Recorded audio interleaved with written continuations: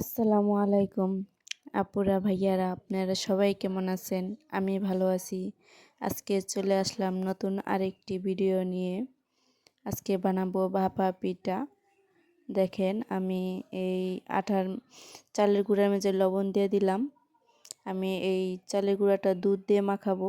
এই যে দেখেন আমি দুধ নিয়ে নিছি। এই বাটিতে যা দুধ আমার তাতে হয় নাই, আমার আরও দুধ লাগছে। দুধ দিয়ে মাখাইলে কি পিঠাটা যখন আপনি ভাপাবেন, পিঠাটা ভাঙলে তখন দুধের একটা ঘ্রাণ আসবে, অনেক ভালো লাগে। আপনারা একবার মাখিয়ে দেখবেন দুধ দিয়া। আমি দুধ দিয়ে মাখাইছি, ভালো করে ঢইলা ঢইলা দুধটা সব আটার মধ্যে চালের গুঁড়ার মধ্যে মাখাবেন। চালের গুঁড়ার মাঝে মাখাই যে দেখেন যে ভালো করে মাখাবেন, আস্তে আস্তে করে ভালো করে দুধ দিয়ে মাখাবেন। আপনারা চাইলে পানি দিয়েও মাখাতে পারেন।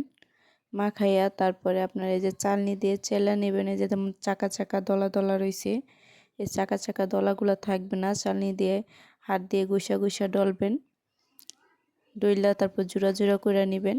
তারপরে পিঠাটা বানাইলে অনেক সুন্দর হয়। এই যে আমি চাইলে নিছি, দেখেন এরকম জোড়া জোড়া থাকবে।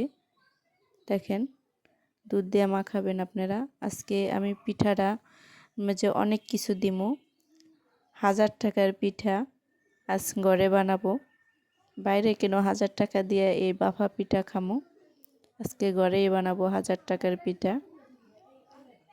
দেখেন আমি পিঠাটা এই যে এখানে খেজুরের গুড় দিয়ে দিলাম, নারকেল দিব বেশি করে। ঘরে বানাইলে সব কিছু বেশি দিব না, তো ঘরে কেন বানাই খাবো, তাই না? তাই বেশি বেশি দিয়া বানাই। যে নারকেল দিয়ে দিলাম কতগুলো, তারপরে উপরে আবার আটা চাল সরি সব খালি আটাই চলে আসতেছে মুখে। চালের গুঁড়াটা দিয়ে দিলাম। এই যে আমি বাদাম দিব, কয়েক রকমের বাদাম, কিচমিচ আর দিব চেরি। এই দিয়া তারপরে আমি আজকের পিঠাটা বানাবো। এরকমভাবে পিঠা বানাই, দেখবেন আপনারা অনলাইনে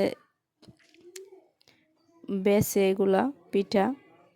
কোন দিকে যেন বানায়, অনেক টাকার দাম এই পিঠা। আপনারা কিনা আইনা ঘরে বানান, 1000 টাকার পিঠা ঘরে বানায় খান। এই যে দেখেন আমি এই যে চুলায় দিয়ে দিলাম,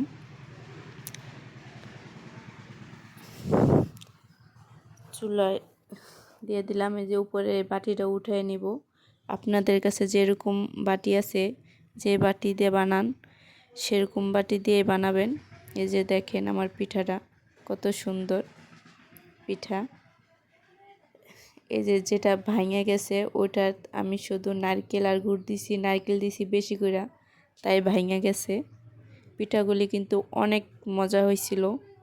আজকে এই পর্যন্তই। আপনারা সবাই ভালো থাকবেন। পরবর্তীতে আবার চলে আসবো নতুন কোনো ভিডিও নিয়ে। আল্লাহ হাফেজ।